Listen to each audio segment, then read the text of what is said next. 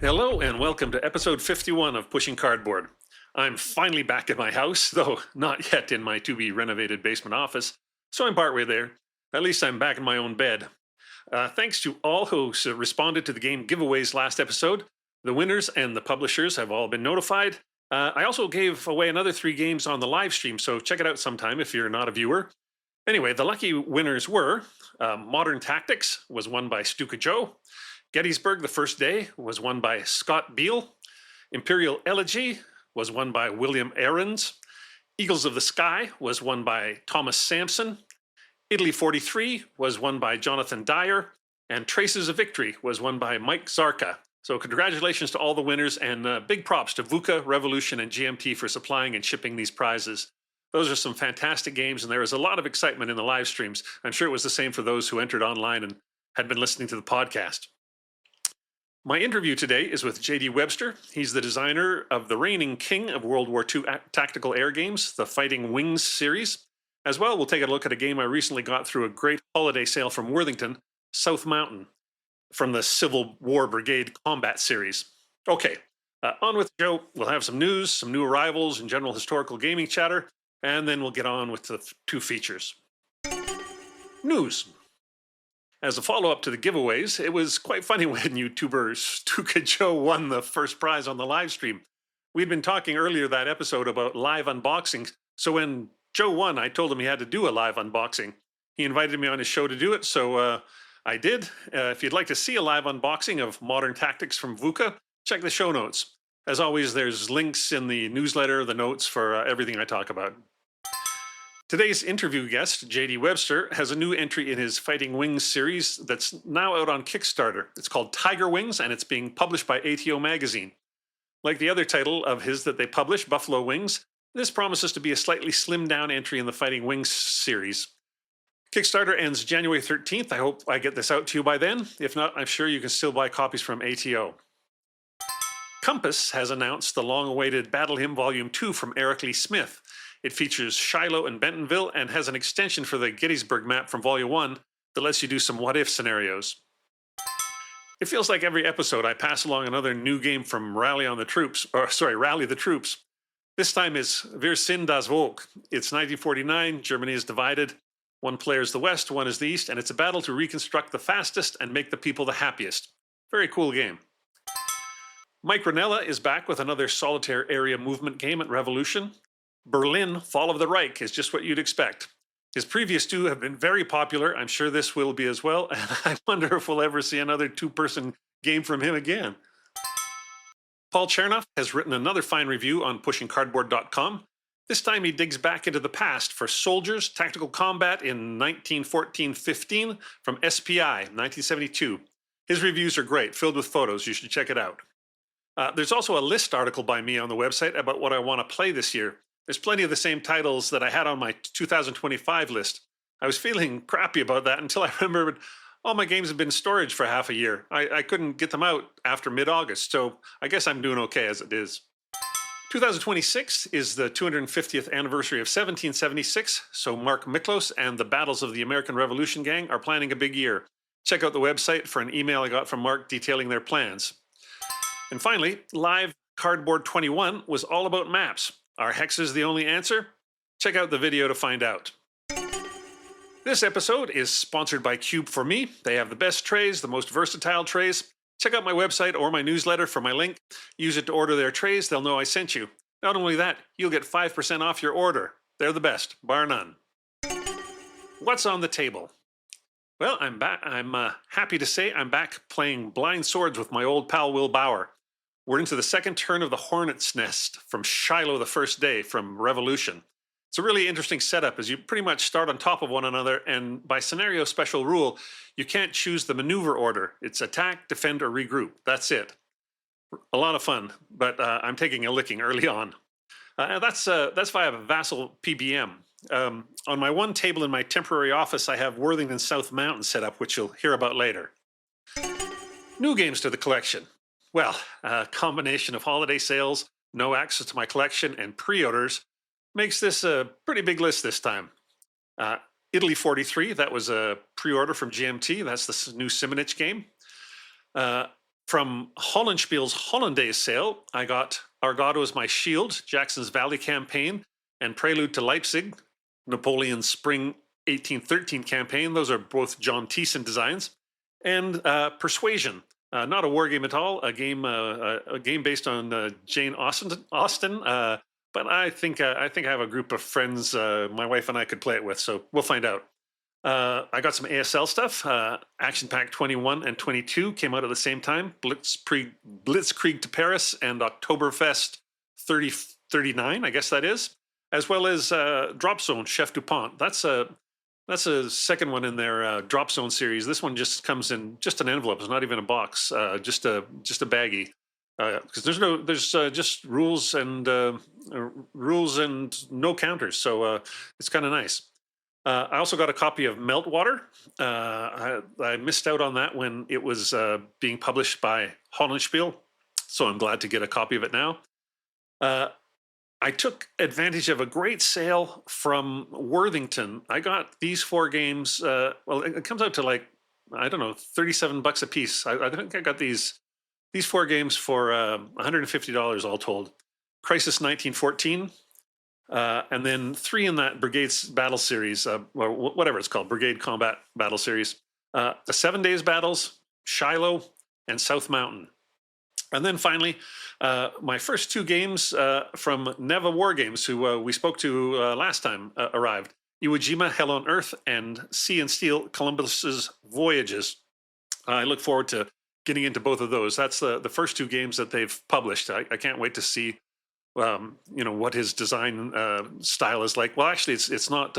Those aren't both designed by Jose Neva.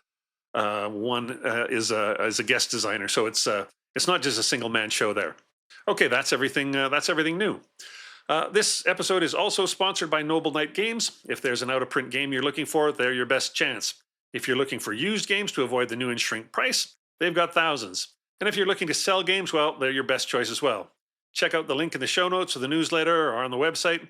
Use it to get to their store. That way they'll know I sent you. I'll get a little kickback. I'll spend it on games. I'll tell you about them, and then you'll head back to buy more games. It's a virtuous circle. Game, South Mountain. I had heard great things about Worthington's Civil War Brigade series, so when their holiday sale had some great prices, I bought 3. Couldn't resist. The first one I chose to play is South Mountain. It's the latest, with the latest series rules included. However, it might not have been the best choice. Apparently, it was originally a paper map extra produced as a stretch goal for another of the games. It's been given a mounted map and a box and sold on its own now, but there's a couple of mismatches between the rules and the player's aids, so something was missed along the way, but more on that later. I bought 3 volumes. This one came with one of Worthington's counter trays in the box. The other 2 don't, but that's clearly because a thick Worthington counter tray wouldn't fit in the other 2 as their maps are so much bigger. But it was nice to have it in this one. The components are great. The rule book is short. The exclusive rules are tiny. There's just a single sheet. Actually, it's more like a player aid. And then, of course, there is a single player aid. Double copies of all those, so each player gets their own. That's a lovely thing that Worthington often does. The map, in particular, is attractive. It looks to be about 24 by 24, so not huge. But the color palette is excellent. Clear hexes and the off-map areas are a tan, almost butternut. The hills are gently darkening, muted greens. And the woods are a bit brighter green, so they pop out a bit. The whole thing feels muted yet vibrant at the same time. I don't know if that makes any sense, but it's beautiful, and the counters stand out perfectly on it. Said counters are of the large 5/8 inch and pre-rounded punchable sort. There's a color-coded band across their tops that shows the brigade name, but then also the division color. They have simple drawings to show if they're infantry, cavalry, artillery, or a leader, and just one simple value per counter. It's combat strength. It's on a colored background that shows its morale level. So it's nice and straightforward. The strength points can go quite high, over 20, so this is one of those games where there are strength point markers that go under the counters as the unit wears down. It's not pretty, but it works better than having to have an off-board record where you keep track. On the backside of the infantry and cavalry units is the same depiction, but half the strength points and a lesser morale value. When a unit loses half its strength points, the counter is flipped to this side and it's considered shattered. Shattered units can't enter an enemy zone of control, it can't enter melee. This struck me as a bit strange, as a shattered 20-point unit that is down to 10 points now has less options than a full strength 6-point unit. I guess it has to do with unit cohesion. Other than leaders, there's no stacking, but it's there is stacking, but it's only enforced at the end of the movement phase, so you can move right through units. The sequence of play is straightforward. It's a I go, you go, with a bit of interaction in that the non-phasing player gets to defensive fire after the phasing player's movement, but before they get to fire. Each player gets the same sequence with no special pre-turn or post-turn phases. First, there's a command phase. All units need to be within 4 hexes of their division or corps leader, or they are marked out of command. The only penalty for being out of command is that you can't move into an enemy's zone of control, but it's a big one as the range for infantry fire in this game is 1 hex, so if you're out of command, you can't really attack. Then there's an organization phase, which seems to be just about building breastworks, and they don't appear in this particular game, so I just skipped that. And then it's the offensive artillery phase. The phasing player gets to fire off his artillery, which has a range of 5 hexes. Line of sight is simplified in this game to make it easy. The one thing that took some getting used to is that you can never fire over woods, no matter how much higher you are than them. It's a bit weird, but it makes things simple, so you get used to it. Artillery has to be limbered to move, and of course when it's limbered it can't fire, and when it's unlimbered it can't move. There's no movement allowance printed on the counters as it's standard for everyone. Infantry, limbered artillery, and dismounted cavalry get 6 movement points, mounted cavalry and leaders get 9. And there's a terrain effects chart with standard movement costs. Infantry can switch to column formation. The rules say they then move quicker but can't fire. But nowhere in the movement rules or on the terrain effects chart does it tell you how much faster infantry and column can move. On the terrain effects chart, it says if on a road and using strategic movement, you can ignore the other cost of terrain. But nowhere in the rules does it mention strategic movement. I looked around on BGG, but there were no solid answers. Apparently, strategic movement is from a previous version of the rules. Some posters on other games in the series said road movement was a half movement point per hex and a third of a movement if on a main road or a pike. But I couldn't find anything to support this. I posted a couple questions about it, but haven't heard anything back from Worthington. This is a shame, as it really impacts the game. Both sides start with a few units initially. The rebels with a few on the mountain in those gaps that they have to defend, and the Union with a few that they enter on the first turn. Throughout the game, both sides will get several reinforcements, but it's a much longer road for the Union to get to the action than for the Confederates. If we read the rules as written, it's going to take 3 turns for each reinforcing unit to reach the lower part of Turner's Gap for the Union, a key victory location. If it's only half a movement point, they can be there in 2 turns, under 2 turns. Similarly, the terrain effects chart says it's an extra 3 movement points to go up an elevation level. There's no indication that a road negates this, though again, there is a bit of discussion about this on BGG, but not in the South Mountain forums, in other forums for the series. Now, that's really going to affect movement as well. If roads don't provide relief going uphill, then even on a road going uphill into woods will cost 5 of a unit's 6 movement points. And if it turns out there's no road advantage, when does it apply when a unit is in column? Or does it only apply when a unit is in column? I can find no answers and have heard nothing back from Worthington. Anyway, these issues pretty much scuttled my play of the game, as it felt like the Union just couldn't get to the mountain fast enough. I don't know, could have been bad play on my part, but really it just felt crappy to continue playing something that there were such huge holes in the movement rules. I'll describe the other mechanics in hopes that it all gets fixed. People really do like this series, so it's probably just a problem with these latest rules. Anyway, combat, really straightforward. You add up all the strength points of the units firing at a single target, check for the DRM of the terrain, and roll a D10. The combat result table gives only 4 results, sometimes in tandem. There's no effect, a morale check, or a loss of 1 or 2 strength points and a morale check. Or a loss of 2 to 4 strength points, a retreat, and a morale check. Morale checks are simple. The units are rated as gold, black, or green for morale. You need to roll a 9 or less for gold, 7 or less for black, and 5 or less for green. You get a -1 DRM if there's a leader present. If you pass, nothing happens. If you fail, you route 3 hexes and you get a routed marker. Routed units can't fire, and they keep routing again and again if they are successfully fired upon. They can move, but only at half their movement allowance.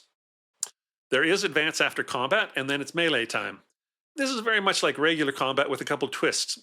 Reading the rules as written, you can't jump into melee from 2 hexes that are both adjacent to the same defending unit, so it's 1 hex versus 1 hex. There's no rule that says the defender can't be attacked twice, though, so it appears you can attack with the second unit after finishing the first attack. However, the defender attacks first in melee and gets an automatic column shift versus the incoming attackers, who get no bonus for terrain. If the attackers survive this defensive fire, they attack normally, but the defender does get terrain. So melee favors the defenders. I'm not sure what to make of not being able to throw in 2 units against 1 defender. After melee, it's the rally phase, where the phasing player gets to try rally any routed units by having them pass a morale check. And then it's the second player's turn, same sequence of play. Victory conditions are simple. There's 3 victory locations on the map, 10 points in the center of Turner's Gap and 10 in the center of Fox's Gap, and then a big 25-point hex at the board edge behind Turner's Gap, where the Confederates have been entering and where historically the Union is trying to get to. There's also casualty victory points. At the end of the game, you simply check the current strength of every unit versus the unit's starting strength. The difference is awarded in victory points to the opponent. I didn't play all the way through, but I wonder if the locations are undervalued. 10 victory points is worth about an average unit, which ranges strength from 4 to 20. So hard to say without playing it through. But yeah, my initial feeling was that those 10-point victory locations weren't maybe worth as much as I thought. Given the holes in the movement rules, I can't see how the game was play tested properly. And given the changes in the series rules from version to version, I can't see how these large changes don't throw off the balance of previously published volumes. Apparently, melee combat wasn't included until version 1.4, the newest one. And it's very deadly. Adding it back into previous games will surely make a difference to the balance.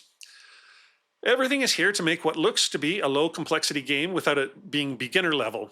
I hope to get answers to the movement questions, and I hope to feel okay about the amount of playtesting and balance. The great thing with games with a ton of victory points is that if the game turns out to be unbalanced, you can always bid victory points to get to the favored side. Anyway, here's hoping I hear back from them, because I now have 3 of them. I want them all to work. Today's interview with J.D. Webster is more than an interview about design. It reaches into the evolution of air combat game design, as well as comparisons to real-world aeronautics, as J.D. is a retired Navy pilot who transferred his real-world experience into his passion for air combat games. Here's our conversation. Hello, Pushing Cardboard fans. I'm Grant Linneberg, and I'm delighted today to be here with J.D. Webster, the game designer of what I consider to be the premier World War II aviation board game, the Fighting Tigers series. How are you doing, JD? I'm doing well. Thank you, Grant, for inviting me here today. That's the Fighting Wings game series, and oh yes, I said Fighting Tigers, and I can't seem to get the name right. It's the Fighting Wings. Then there's also the Buffalo Wings that came out in ATO a few years ago, and now there's a new one, Tiger Wings. Correct. Fighting Wings is the second major airplane game design series I worked on as a designer. It's the World War II version of air combat that I did. And the original game, Over the Reich, came out in 1991, followed by Octane Spitfire in 1993. 10 years later by Whistling Death, and then, 17 years later by Wings of the Motherland. Got a little slow there in between, a lot more research, a lot of work and stuff like that. Well, we'll talk about all of those, I think, but let me ask you a few questions about how you got there. It's a long way to go from playing air games to designing air games. I always think of air games as like having an extra level of complexity, because, I mean, the layman doesn't have much understanding of flight models and things like that. But let's go back. Have you always been a gamer or a war gamer? When did you start getting into the hobby? I got into the hobby very young, at the age of 14 in high school. A friend of mine had an Africa Corps nice. in Avalon Hill, and he invited me over to play one day, and I thought, hey, this is cool. At the time, I had a love of history anyway. I was buying the Bantam World War II history paperbacks and lots of other books, so that was right up my alley. And as more games, let's see, I was 14, that'd be not 1970, 71, right at the beginning of the birth of the paper war game market. And so as more stuff came out and new companies appeared, I just kept up with all of it. Right. So you once you discovered it, you were in it for life, basically. It's a great hobby. I mean, especially the advantages that we've all talked about. We all know instinctively. It got me into history. It kept me away from TV. Kept me away from drugs. It kept me away from other things. It made me interested in researching things and learning more about the world. And just when you start reading about World War II, you suddenly realize there's other continents, other peoples, other cultures. It's just a I think a great hobby for young people. And in fact, I still try to get young kids away from their iPhones and look at games and gaming. I think pretty much all of us who are into this hobby are also into history. That's like they go together. You said the first game was Africa Corps, operational game, of course, but was that the first type of game you started to play? Were you drawn to operational games, or did you start with? I know a lot of us start with tactical games, so I guess that's my question. Did you get into the tactical stuff right away, or what was your path? Well, at the time, if you remember, of course, I know you remember, there weren't a lot of options. It was just whatever was out there. So, Africa Corps, then came Stalingrad, then came Battle of the Bulge, and all by Avalon Hill, and that's what I played. And then later, as more companies came out and more designers came in, when the tactical games appeared, I found I really enjoyed that. I really enjoyed the nitty gritty of squad versus squad, tank versus tank, airplane versus airplane, ship versus ship.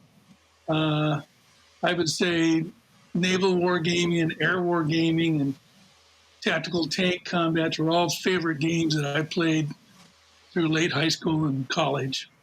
Right. Yeah. Well, so you were a big part. You were into the hobby full time, and then Did you quit playing when you went to college, or when you got out of high school and joined the service, or how did all that? Did you keep playing through all that, or how did that work? Some of us just kept playing, and others kind of take 20 years off and get back into it later.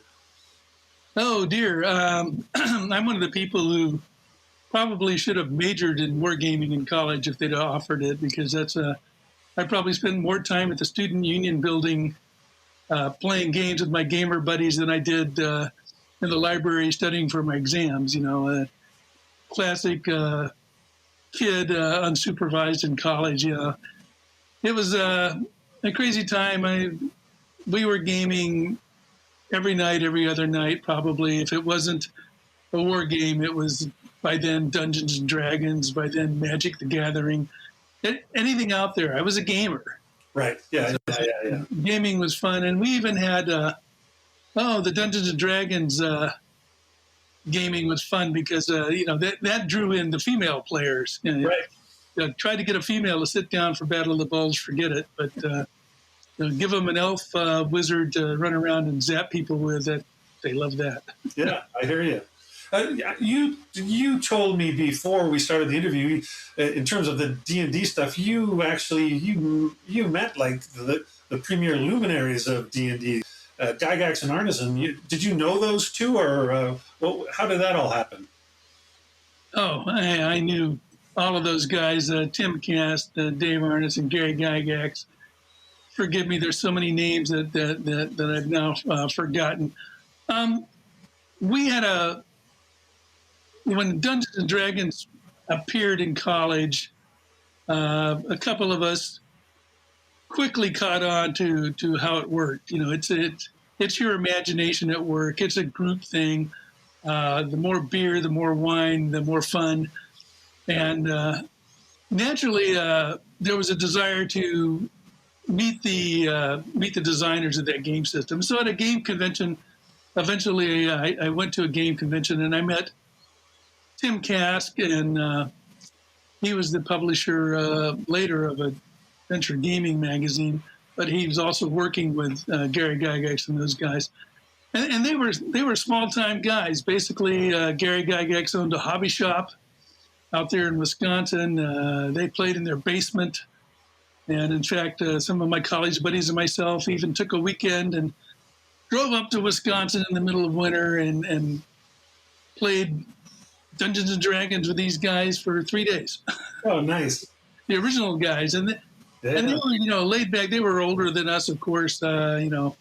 Gary was ex Navy sailor, and other people. So it was cool and it was relaxed. And side note, I had a great sense of humor, and I like to draw cartoons about our adventures. And I did a couple of cartoons that, for a while, achieved a temporary cult status, if I can say it. People might remember Phineas Fingers from the 1980s and 1990s, a cartoon that appeared in Dragon magazine. Well, I'm the artist for that. And great to know. There's tons of crossover wargaming and D&D fans still out there for sure. I played Dungeons and Dragons, and I did get the occasional Dragon magazine because I worked in a little hobby shop for about a year while I was in college. So I got to read them all. So yeah, that was a great magazine. When you after college, did you go directly into was it the Navy Air Force? Is that the way it worked for you? Well, yeah. Let me back up because we didn't actually finish your question. Oh yeah. To reiterate, I did a Navy ROTC at the university. Was commissioned in 1981 as a ensign in the United States Navy. Went to flight school and became a Navy pilot, which was my goal at the time. And I survived their really tough training and did become a naval aviator. And I proud of my service there. And to answer your question, yes, even in the Navy, I was still gaming, but not quite as often as I could.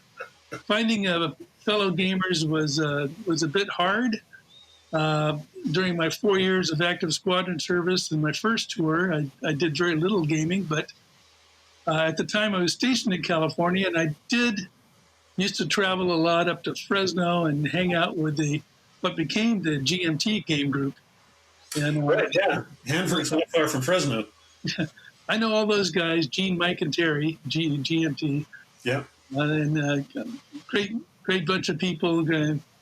A lot of fun. Gene Billingsley, a great guy, So, when I went to flight school, there were a number of gamers that we found each other, and in our spare time, we gamed a lot during flight school. Then we all went our separate ways for our squadron tours and this, that, and the other. And then we all ended up being instructors later on. One guy at Meridian, Mississippi, and two others down at, myself at Pensacola, Florida, and we revived our game group, our war game group, and it was awesome. So, but it was all based on spare time. Right. So you did manage to keep the flame alive a little bit. I see the planes, the model planes above your head in the background there. The one in the center, that's what you flew in the Navy? Yeah.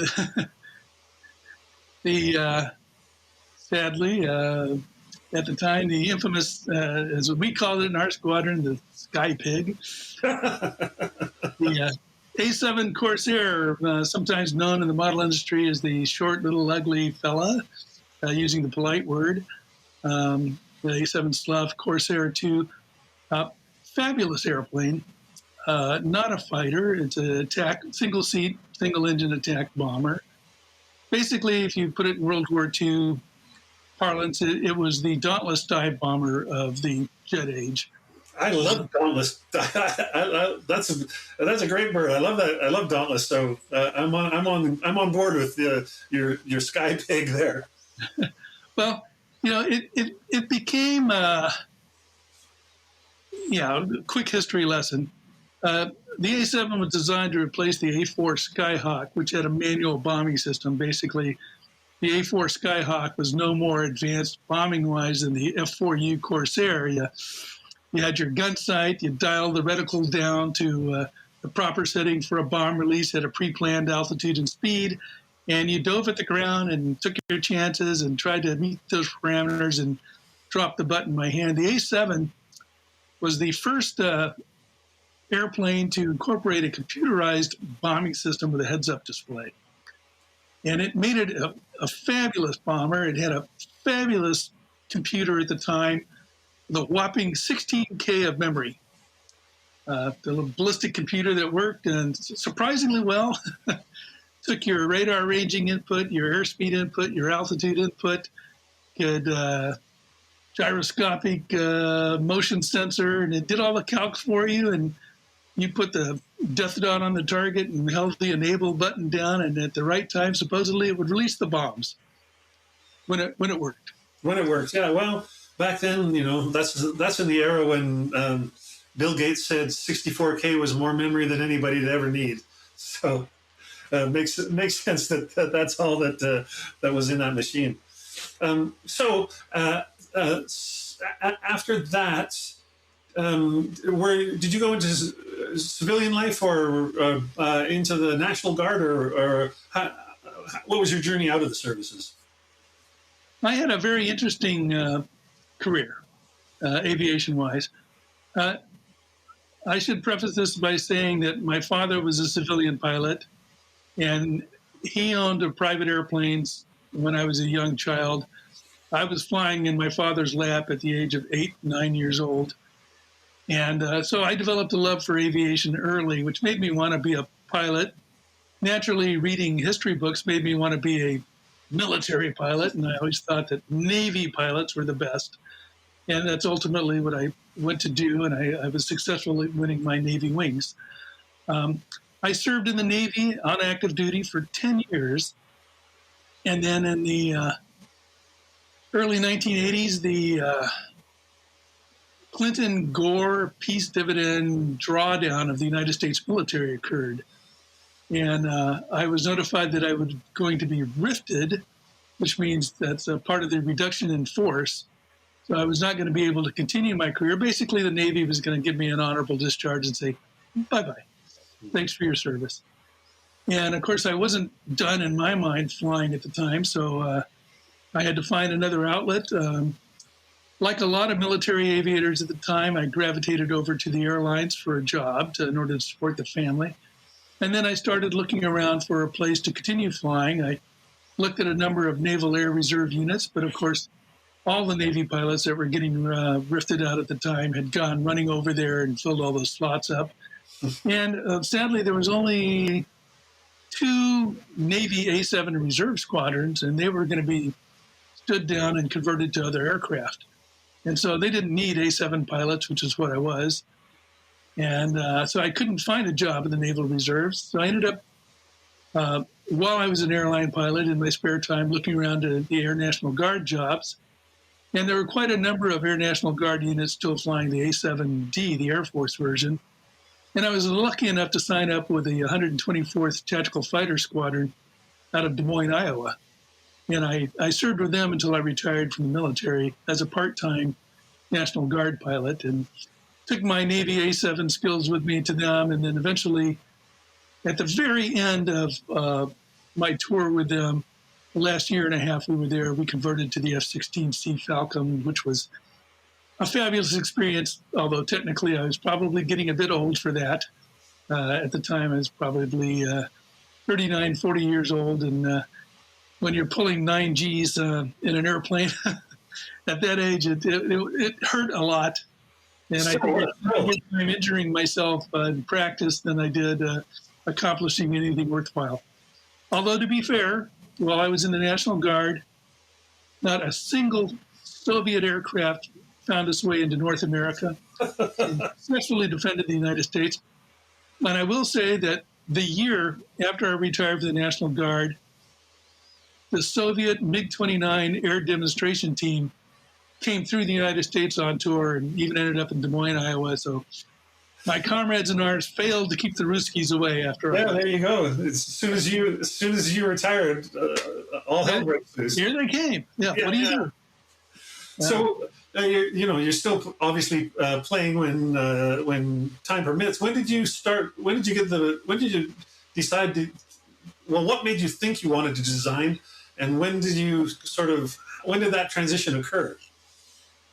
Okay, so I was always a game tinkerer, like every gamer, right? Every game we played, there was a rule we didn't like. There was something we would change. There was a house rule we would make, and especially with the early Panzer Blitz, Panzer Leader series that had some seriously flawed movement, lack of opportunity fire moves that were corrected later at the tactical level. But I was a tinkerer, and Dungeons and Dragons, of course, had me inventing whole worlds and setting up whole situations. And I also played a lot of Traveler at the time. Battlestar Galactica was a favorite show, and there was all that stuff.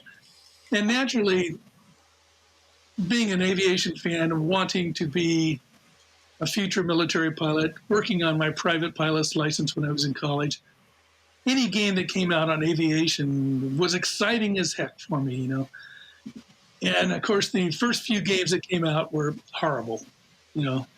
SPI's Spitfire, SPI's, what was it, Sopwith, and SPI's Foxbat and Phantom were the first efforts. And they were, I think, probably Jim Dunnigan designs. And of course, he knows nothing about aviation. He's just trying to translate airplanes onto hex grids and a lot of limitations like that. So I played them a little bit. That was fun. At the end of high school, Lou Zocchi was prominent as a designer. Luftwaffe, a very popular game, but operational level. So it wasn't my real cup of tea, but I played the heck out of it, enjoyed it. And Craig Taylor, who's also passed away now, came in. Craig Taylor is our grandfather of tactical air combat gaming. Air Force. The Air Force Dauntless series, and later some other stuff. And he did a lot of the battle line games, and they were all well done. Of course, he was a proponent of the time of what was a popular genre in the gaming industry of the Simo plot and move. In a lot of designers' minds, air combat has to be simultaneous flow of aircraft. And so, everybody had to plot their moves. I called that the guess and go genre of gaming. And invariably, all of the air games at the time in the early 80s and stuff and late 70s were along those lines. And some naval games. Yeah, some naval games as well. But yeah, sorry, this is like a little history lesson. No, it's good. But then you had Dave Isby come out and famously try to take that next big leap with Air War, a tactical jet air combat game. There were a couple of others that appeared at the same time, Mo Morgan's TAC Air and Check 6, and which ended up with a different name when it was published by Avalon Hill. And then MiG Killers was a little game that came out too. And they were interesting because they were trying to. At the time that Air War came out, of course, I had to learn it, had to try it. It was so ridiculously over complex for what it was trying to do that it just turned a lot of people off. It was very difficult to play, a lot of charts to wade through. Dave was Isby, and I've met him, a nice guy. I like Dave a lot. Famously wrote some books about, his experiences in Afghanistan and other places, and a lot of treaties on Soviet weapon systems that I've used in some of my later jet air combat designs. But sorry, not to digress too far. I was in the middle of my Navy flight training. I was in it flying basic jets and advanced jet training. I now knew how to fly.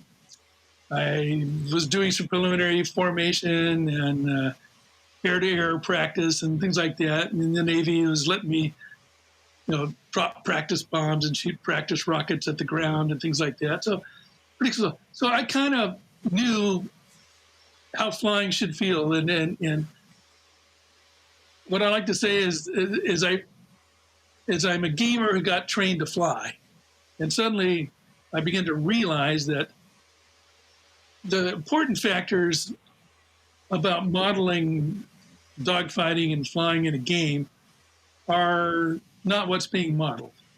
People have the wrong perceptions about what needed to be modeled. And so everybody's, trying to look at things like, oh, how good does the airplane turn? How fast does it fly? How many weapons does it carry? How many hits can it absorb? That's all good stuff. I mean, my games do the same thing. Nothing wrong with that. But that's kind of where they stopped. And essentially, I guess I won't belabor the point, but I realized that none of these games could satisfy me anymore. Now that I knew how flying worked, I could see the flaws in the game, and I didn't really want to play them anymore. Air Force Dauntless, Simul Move, a lot of fun. Played the counters until they fell apart in college. But then I realized Simul Move's not right. It's gamey. The maneuvers that are being depicted aren't realistic. The rules don't always work the way they should. And so I said, I'm going to design a game for myself. And this started right after I finished. I guess I started in about 1980. I started tinkering with the idea. I got my wings in 1981 and went to my squadron. By the time I got out of my squadron in 1984, I was writing the rules for what became Air Superiority, the first jet air combat game that I had published by Game Designers Workshop. And at the time, I was basically designing a game that mirrored what I was trying to do and at a scale that I thought was appropriate for jet speeds, So ended up doing that, and I was lucky enough to meet up with Mark Miller, Frank Chadwick. I had done some supplemental work for them on the fantasy level for their Traveler game system, so they already knew me. They'd met me at conventions. We'd talked a lot about stuff, and one day I said, I have an idea for a jet game, and I think it'll be better than Air War, yet would you like to look at it? And they did, and they liked what they saw, and they gave it to a developer, and he cleaned it up, and that became Air Superiority, which was published around, I want to say 1986, 1987, somewhere around there. But it came out, and that got me started, and after that, that was only half the game I gave them because they weren't sure that it would sell. They cut out all the air-to-ground stuff because I had given them a total package. And so when it sold well, in fact, the best-selling game I ever had, more than 10 or 15,000 copies worldwide, published in Japanese eventually. And the sad thing is I really don't think it's that good of a design because it was my first. But I followed up 2 years behind it with the supplement called Air Strike, which added in all the air-to-ground, surface-to-air missiles, anti-aircraft stuff, ground target stuff, which was my day job at the time as an A7 pilot. So I really wanted that in the game system. Yeah, right, of course. And that was popular. And of course, then we started to expand into other areas. They wanted me to do more. So I did a little supplement, magazine supplement called Desert Falcons for them. And then, unbeknownst to me, GDW was having its financial difficulties at the time. And they ended up folding as a company shortly thereafter, left me kind of hanging out there. But some of the people I'd met along the way, people over at Clash of Arms games, Ed Wimble, Stephen Rawling, and a few others, brought me over to them. And they agreed to publish what would essentially be a rewrite of the Air Strike games, which became the Speed of Heat. and that went well, sold well. And then at the time, I decided I can't go any further into history without getting into classified stuff that I'm not allowed to talk about. At the time, I was an F-16 pilot in the Guard. We were working on AMRAAM missiles, advanced medium range air-to-air missiles, things like that. We were starting to incorporate that technology into our aircraft over in the Guard unit. And so, as much as I would love to make a game about that, I was, an active military person when I was on duty, so I, was not permitted to. So I decided that in order to continue being a game designer and go heavy, I needed to return to what I really loved, which was World War II history and World War II air combat. And so in 1989, I started tackling that. It required a completely different scale and a completely different mindset about how to model things. The jet games had to model the missile engagement, which is several miles of distance across a game board. Air combat, World War II, the maximum effective range of weapons was about 600 to 800 yards. And so that's a completely different scale. And so I had to find a scale that would work and a time frame that would work. And then I had what I'll consider probably an epiphany of the moment that the proper scale for World War II would involve modeling what is known as a pilot's OODA loop, OODA. OODA, history lesson coming up. OODA stands for Observe, Orient, Decide, and Act. It is a decision cycle that every pilot is constantly going through at every instant that he's flying. Okay, it was first codified in writing by Eric Hartmann when he was a fighter pilot on the Russian front, and that he would teach his wingmen this process of trying to survive in a fight. Essentially, what it means was that in order to survive a large dogfight, the pilot's got to know what's going on around him. So he has to observe everything that's happening. He has to be looking around and then taking in all those inputs, every airplane he sees, every motion that he's perceiving. He then has to orient himself into the middle of that fishbowl in the sky. Where is he in relation to all of that? Okay. And then he's got to decide, can he attack something or is he being attacked? Does he have to defend? And then he has to actively do something about what he's decided. Okay. What's interesting about the OODA loop is that it's about a 4-second process. Right. It's super quick, right? Yeah. Well, that's not super quick. I guess not. The speed of bullets. No, it's not super quick. But what's interesting about it, and then there's a lot of confusion about it. Later on, the name would be changed to situational awareness. The Fighter Weapons School, U.S. Navy, Top Gun, the Air Force Fighter Weapons School in Nellis. They call all this situational awareness. It's all about you got to know what's going on around you to survive. And that's a very true thing. How do you do that? Well, you've got to observe everything going on. You got to take every input coming at you. And in the modern world, we had not only the outside visual stuff, you had your radar screen, you had your electronic warfare audio coming into your ears, giving you all your beeps and warnings and, little signals that you're being tracked by radar. And famously, I saved my own life in training once, thanks to my electronic warfare training. Another story for later. But I can flash a picture on a screen for 2/3 of a second, and your brain will perceive all of that, but you'll have to take another a couple of tenths of a second to, what did I just see? Oh, okay, I saw a silhouette of a lion next to a tree, next to something, and that's how your perceptions work. Okay, now add in multiple inputs, not just one flash frame, but okay, here's a flash frame, but there's also something next to it moving. Which way is that moving? Well, it's another airplane. Is it friend or foe? Is it coming at you or going away from you? You see, this process is going to be complex. So it takes you a second to kind of get the big picture, a second to kind of interpret it. Then you decide and you move your control inputs as you're deciding. They're sort of all simultaneous. And it's instinctive when you're flying. You decide something, it sort of starts happening as you do it.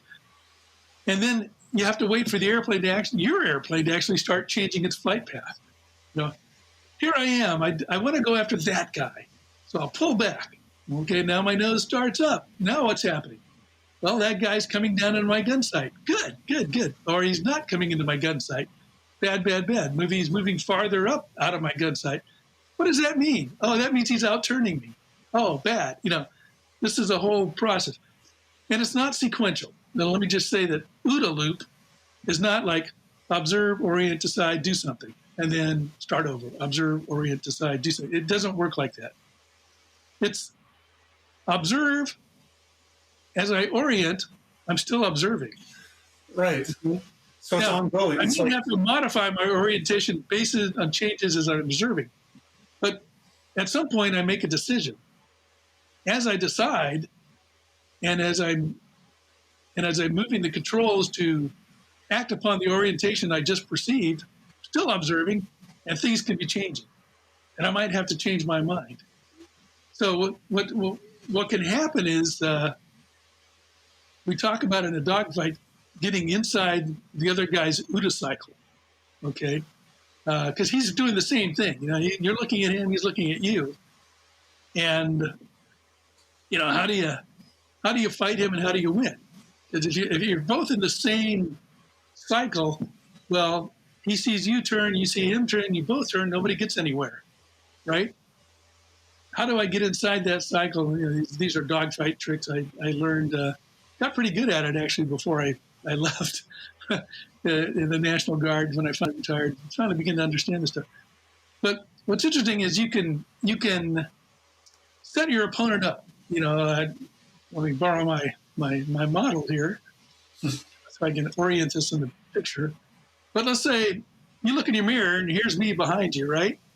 And suddenly I come at you and I start pulling up behind you and you want to react to that. Well, a lot of times, okay, I can start that motion. Now start pulling up, and then just kidding. I'm gonna go this way. Now that change of plan, he's not aware of. The other guy doesn't know that. He's got to pick that up in his normal OODA process. On the other hand, I made a decision ahead of time to change the geometry of the fight, probably to my advantage, or maybe I need to get away, or maybe I just want to mess with his mind and get him to reverse course. But by then, I'm ahead of the game because now he's reacting to me. And what you want to do is drive somebody to react to you rather than you reacting to him. And that's how you want to fight. So that little diatribe about OODA loops, where does that come into this interview? Right. Yeah, how do you translate that into a game? Well, okay, so when I picked the scale for fighting wings, I chose a 4-second game turn. I chose the OODA loop cycle, right? Because I realized that, in 4 seconds, your average World War II fighter, let's say mid-war fighter, let's talk Spitfire, Mustang, Zero, they can do, on average, about 60 to 120 degrees of facing change in 4 seconds, right? And that's a nice number for a war game that allows you to do something that I always wanted to do with an airplane war game, which was get rid of the Simo movement plot game system, the I-Go, the guess and go system, and return it to an I-Go, you go initiative-based system, okay? We can talk about that later, why I chose that method. But what's neat is, in the game, even the best maneuvering fighter, a Zero, can only make 120 degrees of facing change on the game map. Let me back up. One of the flaws of Flight Leader, which is Mo Morgan's game, and MiG killers and even Richthofen's war was that they utilized to a degree, I go, you go systems, but you had airplanes that could turn around 180 degrees or even more on the game map. And so you had a situation where I move based on an initiative, and then I have to stop moving while your airplane does a 180-degree turn and gets on my tail and shoots me. Well, that's not very satisfying. So by changing the scale, that can't happen. The average amount of heading change will vary between 60 and 120 degrees, which would be 2 hex sides, as you said, or 4 facing changes in the fighting wing system. And so it's okay to wait because it's not going to spoil the game, and then we can use initiative to model, who goes first and who goes second, and then it becomes kind of a fun contest. Now, the thing about situational awareness, and I'm sorry if I'm rambling, but what I learned in the military and in real life is that situational awareness is never guaranteed. It's there 1 second, and a second later it can be totally gone, right? Right. Like, you think you know what you've observed means all of this. You've oriented to a picture you've made in your head, and then bang, something hits your airplane. And now you just lost all of that stuff because now something alarming has just happened. Somebody's hit you with something, and whatever essay you had is probably just gone, and now you've got to rebuild it. And this happens, all the time, like in a dogfight. And when you listen to interviews of World War II fighter pilots, they didn't have this articulation of it or this scientific phrase for it. They didn't know about OODA loops. It wasn't taught in the United States Air Force in World War II. Like I said, it was codified by a German fighter pilot and later adopted. And, once we had access to all these Germans after World War II and interviewed them, some of our, smarter fighter pilots in the U.S. Air Force started to write all this stuff down and figure it out. John Boyd famously didn't fly combat anywhere, but is basically the father of energy maneuverability diagrams and learning to fly and fight as an exercise in energy management, not as an exercise in turning around and trying to shoot people. Did you ever play Knights of the Air? If that game felt like the model was all about energy management rather than the Richthofen's War style.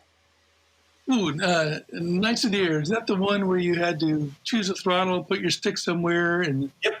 And basically it meant like when you move your throttle, you don't instantly go faster, or especially if you reduce your throttle, you don't instantly slow down. If you're flying an albatross, right? There's no air brakes or anything like that. So, and if you're going in one direction and you change your bank, you don't suddenly turn it. You have momentum in whatever direction you're going, right? Yeah, that's correct. I never, I own it. It's on my bookshelf. I never succeeded in putting Knights of the Air, Knights of the Air on my game table long enough to wade my way through the rules. Not because it was a bad design.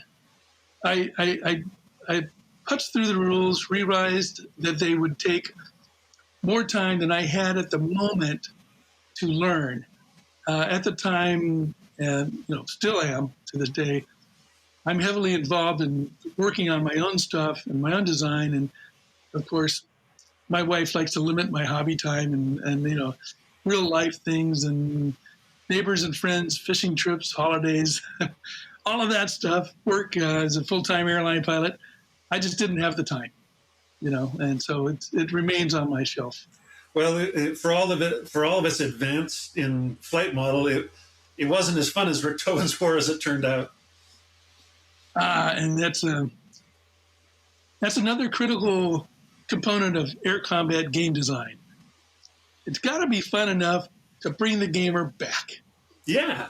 And that's where Air War failed. After a couple of guys punched their way through 10 or 15 turns of Air War, taking about, a week and a half to figure it out, realizing they've only moved 60 degrees of heading change and advanced a half mile and not even got their radar turned on yet, they quit, right? So the popular games at the game conventions are the simpler ones that don't care so much about reality. They care about the gamer moving a pretty model of an airplane around and rolling the dice. Get a little action, get something going. So one of the things that was important for me was that while Fighting Wings also properly model the OODA loop and model aerodynamics to some degree, and I couch that because I famously claim, and it's true, the Fighting Wings game is not a flight simulator model. Okay, it's an OODA loop simulator model with game mechanics that are deceptively convincing that you're flying your way through the sky, but it wasn't designed that way. It's basically that true confession, I guess. What I care about in Fighting Wings is where are you at the start of the game turn? Where are you at the end of the game turn? Do you have a shot? And I provided some mechanics to get from point A to point B, although in reality, there's probably 8 different ways an airplane could get there in real life if you were trying to model it as a flight simulator. But I didn't want to burden the gamer down with a lot of flight simulation physics. I wanted it making decisions. Do I turn now? Do I turn later? Do I go wide? Do I turn in tight, bleed all my energy? Do I go for the shot? Do I do a lead pursuit, lag pursuit, or pure pursuit? Approach path to my target. And those are the decisions I worked on. One question, I wonder, when you went from jets to World War II, did anything get simpler? And if you went all the way back to World War I, would anything in the design get simpler, do you think? Okay, so this is not a secret, but I hope to release a World War I game before I die. Yay! So I have given myself about 18 to 20 more years to get that done. So I have accumulated about 65 books on World War II World War I aerodynamics, aircraft history. I've done a ton of reading on it. I've gone to a lot of the air shows where World War I airplanes, putt-putt about the sky. And I had an interesting epiphany about World War I designs. And don't want to talk too much about it because I'm not really working on one yet, but I will someday when I'm probably done with my quest to model the entirety of World War II aviation. World War I airplanes, despite all their, design advances and stuff like that. I mean, the earliest airplanes in 1915 were putt-putting along about 75 miles an hour. The best airplanes at the end of the war could maybe get 140, 160 miles an hour, to Fokker D7, with a 220 horsepower or so Mercedes engine versus, a little, 65 horsepower rotary engine at the beginning of the war, what people had. That's not a big leap in terms of technology. And one of the things that's interesting, the Fokker Eindecker, its flying speed is only about 15 miles an hour faster than its stalling speed. Okay, that's like nothing. Yeah. So the Eindecker pilot, as talented as they were, and they were talented athletes, obviously, young men, brave men, up there in the cold with a very unreliable rotary engine, spitting castor oil in their face. They're just trying to hang on to the airplane and not stall it, not lose it. And if you overbanked, you started falling out of the sky. You didn't have the power to stay, where you were. Climbs took an enormous amount of time. We're talking about climb rates of 50 feet a minute, as opposed to a World War II fighter, late war, 1944, high-powered Messerschmitt, sailing up into the sky at 4,300 feet a minute. Huge differences in the design required. Also, none of the World War I airplanes. I mean, you hear about the Fokker D7 can hang on its prop.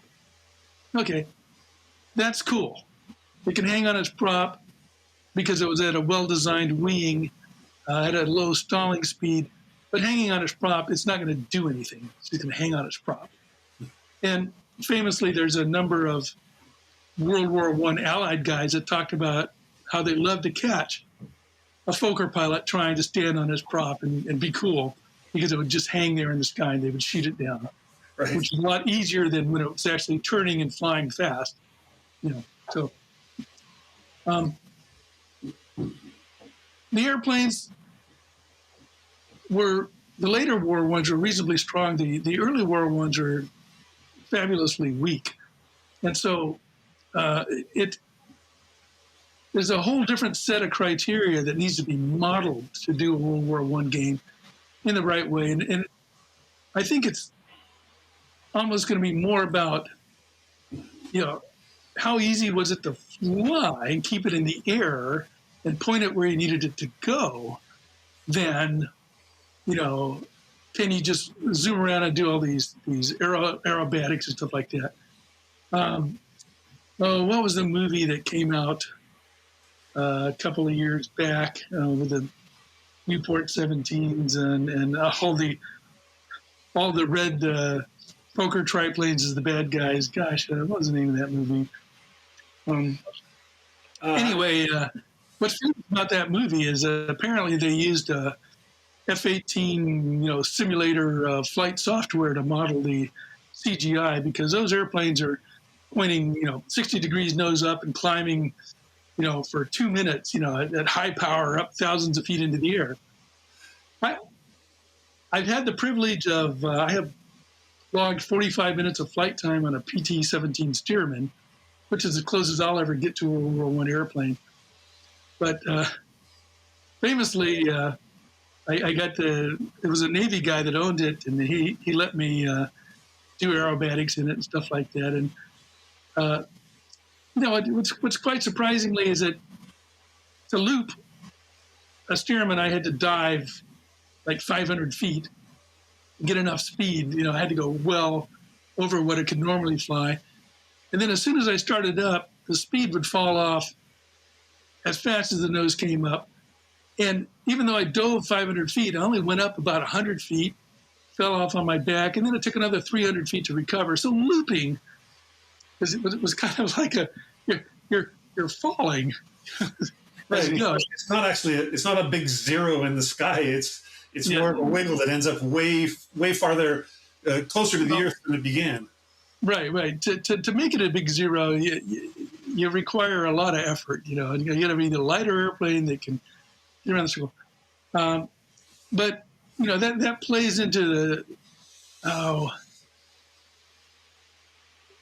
I'll leave the World War I topic in a moment. I just want to share this one quick thing. I love World War I. So there's a book I read that struck me hard, and it's written by a Royal Flying Corps pilot who at the time was flying Sopwith pups. And they went up and they got to 17,000 feet, which is about their ceiling, and they witnessed a big dogfight between albatrosses and Sopwith camels. And this dogfight was going on at about 18,000 feet, just 1,000 feet above them. And their squadron flew over there to try to help the camels, but they couldn't get any higher. And the Germans knew that, And so they didn't come down. They stayed fighting the camels up high. And the camels, of course, stayed there and fought. And so basically, this guy talks about for 40 minutes, they circled underneath this fight, hoping that some German would get tempted to come down on them, and then they could help out. And they never did. And this is one of those things that strikes me. They couldn't even get enough speed to zoom up and point their nose up for a shot. If they pulled their nose up, they just stalled and fell away. And then they had to take 2 minutes to get back up to where they were. And so if you're going to model a World War I game on a scale similar to, say, Fighting Wings, to 3 to 4 or 5 seconds a game turn, how far does it move? How far can it climb? And so it requires a different approach. When I think of World War I planes, I'm always thinking about, it always feels like there's big differences in ceilings, in climb rate, even in a dive speed. But it's interesting if you think that there's not as much difference between the late war planes and the early war planes as maybe I have in my mind. Yeah, I would say that there was a big advance between 1915 and 1917. It had everything to do with the horsepower available, of course. We went from 65 horsepower rotaries to 95 to 110 horsepower rotary engines. And then you have liquid-cooled engines that are coming into service. The Hispano-Suizas and the Mercedes and a few others that were out there. And it really was about the horsepower available. Essentially, the differences between aircraft in each era of World War I. The 1918 era fighters, they're all going to be very similar. 10, 15 miles an hour of speed difference, say between a SPAD and a Fokker D7, doesn't mean a lot when you're trying to outrun, a 2,800 foot per second bullet. You're not going to get very far. You're going to be under fire for a long time anyway, as opposed to, say, the end of World War II, where you have a late model Mustang that's got a 60 mile an hour advantage over, say, a German Messerschmitt at height, when it's suffering from its engine loss, power loss. So, well, okay. Enough about World War I. But thank you for indulging me, because that's sort of my favorite. But so you move to World War II, and you do the first game, which was with Clash of Arms, yeah. Yeah. All of them have been with Clash of Arms. All the box games have been with Clash of Arms.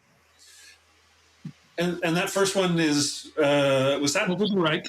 Over the Reich, right? So we're talking Messerschmitts and Mustangs and. Yeah. So let me go.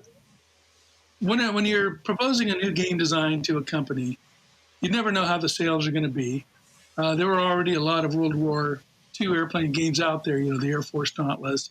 There was competition, and so I wanted to pick a topic I knew would be popular with the American gaming audience, right? So obviously, I focused on the air war over Germany, 1943 to 1945. B-17s, Mustangs, Thunderbolts, 109s, Me-262s, those kind of aircraft. Of course, I was restricted in what I could put in the box. So I wanted to put like 40 or 50 different airplanes in there. And then at the time, the cost of paper was going up, and there's that balance. So I ended up having to cut it down to 24. And that's what ended up in the box. It did well enough that I was able to release a second game a couple of years later, Octoon Spitfire. So naturally, what's the next favorite era? Battle of Britain, and shortly thereafter. So Octoon Spitfire covers basically, the attack on France through the end of 1942, right before the 1943 game picks in. So then I had the two games covering the air war in Europe. And I thought that's pretty good, And so I'll take a momentary breather, and it was, of course, essentially 10 years before I came out with Whistling Death. And in the interim, played a lot of Octane Spitfire over the Reich. And of course, I'm getting more knowledgeable on aerodynamics, especially World War II aerodynamics. Had a lot of help from a lot of people who were very smart, talented aerodynamics people, and came up with ideas and suggestions. And in the interim, I redesigned the entire vertical flight model of the Fighting Wing system. And that debuted with Whistling Death in 2003. And part of the reason it took 10 years, though, was that at that point in my life, I was, kind of flying in the Guard a lot, being an airline pilot. And then I decided to start a flying business in Central America, which was a highly distractive endeavor, but right up there with my love of flying. I set up a small aviation company in Guatemala and thought this will be cool, and got some Russian Antonov 2 biplanes to use that I imported from Russia, and I actually ended up getting 2 of them down there. Worked on this for about 3 or 4 years, and it all came crashing down. Sadly, lost all my money, lost all the investors' money. Big tragedy, and entirely due to the narco traffickers that moved into the area and basically ran everybody that was a foreigner out. Story's kind of exciting. It involves people getting shot and killed, and my own office being shot up by narcos. And, it's one of those adventures in life where you go like, yeah, that was interesting, but maybe I should just stick to being a game designer in the U.S. It's a little safer. So my focus was on missionary work and flying people and goods. To brag, the best thing we did was during Hurricane Mitch. We took a team of doctors into Honduras and supported them for a week or so with a couple of our airplanes. That was cool. So when you designed Whistling Death and you'd updated the flight model, so you sort of have a new base of rules for your system. Would players who owned the previous 2 games, were they able to use their same counters, but use the new rules that came out with Whistling Death?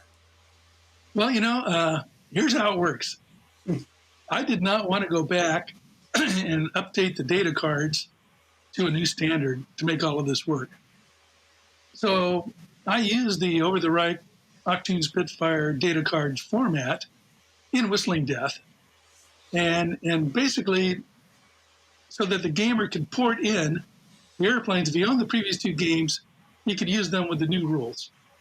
And nothing changed, there's no new info required. You're just going to use some of the info in a slightly different way. And that was a great move. The gamers thank me ever since, because there are people still playing with those data cards, but using the current Wings of the Motherland, 3rd edition rule set, which is even better than Whistling Death. Now, another reason for the large delay about Whistling Death was I wanted it to be about the naval war in the Pacific. And Clash of Arms said they would do it, but I kind of realized that Clash of Arms itself was maturing as a company, and I saw the signs that they were going to start having, maybe financial difficulties as well. They had some issues at the time as a company, and nobody's a bad guy in all of that. It's just the way of the world, right? The way of the wargaming hobby. So I thought, if I'm going to do the War in the Pacific, I can't break it into 2 volumes. I wanted to do early war, and then I wanted to do the late war, right? Early war maybe up through the Battle of Midway, and then the late war, the high-powered stuff. Let's bring in the Hellcats, the Corsairs, the late war stuff, the kamikaze campaign. And I thought, nope, I better just do as much as I think I can fit in the space available. Now, I had a reputation They allowed me a lot more space for rules and rule books and scenarios. Uh, and the big job I created for myself, though, was that up until that point, I had not created any air-to-ship game mechanics or ship-to-air game mechanics. Right, of course. And I thought, oh, well, I need ships as targets because this is going to be all about naval combat, fighting off airplanes or, airplanes attacking ships. It's going to be a large part of the game. So I had to kind of invent, a ship data card that would have the enough important information on there to play with airplanes. Now, if you own Whistling Death and you look at the ship data card, the data card is about 75% nothing but anti-aircraft gun information, and then the rest of it is how many hits and damage and armor does it have, how good is it at resisting damage, and that's about it. I'm not modeling ship-to-ship naval combat. Right. So, throw that out. I don't need a model for 16-inch guns versus 8-inch guns. There's enough naval games to do that already. I just needed something that would cover the anti-air in a detail that would be fun and exciting. But I had to put a lot of ships in the game, Japanese and American ships. I had to find all the data on the carriers. And that probably took me 6 or 7 years of research. I mean, I really just putting it all together, finding a format I was happy with, on top of revising the flight system, which I was really happy with. Actually, it changed the nature of the game to where it's really a lot more fun to fly. So anyway, success was had. It did come out in 2003 and was immediately recognized as a good design. And of course, immediately I thought, great. Unfortunately, I had to leave out the early war part of the Pacific, which is one of my favorite eras. And that's where Tiger Wings comes in now. Right. I'm just backfilling what I wanted to do, 20 years ago. 22 years ago, I wanted to put it in there. I had notes for it. I had scenarios thought up. I had a list of airplanes I wanted to model. I just didn't do it at the time because I had so much space and had to go with what I did. So Whistling Death is basically United States against Japan. Okay, Tiger Wings is Japan against the Allies, 1941 to 1942. So actually, December 7th, 1941 and 1942. But there's a couple of other installments in between there, with the Wings of the Motherland and Buffalo Wings as well, right? Yes, of course. I knew that it was taking a long time to make progress on Wings of the Motherland. That was an agonizingly slow design process because there's so much that was put into Wings of the Motherland. It's the most paper-filled game I've ever done, Wings of the Motherland. And I mean, 250 scenarios for you to pick from, 48 airplanes and additional cards and all kinds of stuff and a big history write-up, included. So, that just took a long time to do. So to keep interest alive, for a while I had my Air Power newsletter that would put something out here and then. And that was mostly during the jet game era and then a little bit in the early part. But then I had to stop doing that for lack of time. And it was too much effort to print and mail and compile and do to everybody. So that ended up passing away and still available on Wargame Vault, by the way, but in digital form, but not, I don't mail them out anymore. So yeah, we needed to add a few things here and there. And so Buffalo Wings was another favorite area that I wanted to cover. The Finnish Air Force against the Russians. What a heroic tale. What a heroic mismatch of aircraft. A fine example of the difference between a undertrained, constricted pilot held to dubious tactics by the pistol of a commissar, as opposed to a free-thinking, independent, highly professional aviator given, free rein to figure out what to do best when you're outnumbered 10-1. And so, classic story of, David versus Goliath. Now, to be fair, everybody has to remember Finland lost the war, conceded territory to the Russians, and the Finnish Air Force hung on, was not wiped out, but they certainly didn't stop the Russian Air Force from wandering wherever it wanted to wander. What they did was make the Soviet Air Force pay a high price, in terms of aircraft loss, stuff like that. But hey, the Soviets, who cares, right? Planes and pilots are just numbers to be expended in the cause. But the other thing about that particular game was you pared back the rules a bit to make it more like an entry into the system. Have I got that right? Okay, so Stephen Rawling wanted to do a Fighting Wings product. Okay, and I proposed Buffalo Wings to him because I knew at the time that against the odd, Clash of Arms was not in a position to produce it for me. They did, they were having some issues at the time as a company, and otherwise I wouldn't see it. I was working on that stuff because I work on areas that I find interesting history-wise. And I proposed, okay, we want to get more gamers into the system. Over the Reich and Octane Spitfire were two rule sets that were easier to play, a little convoluted. Whistling Death was a much better game system, but a lot more complex and took more time and effort to learn. So the existing Over the Reich Octane Spitfire audience pressed on and learned the new game, and they loved it. Problem comes in, you have new gamers.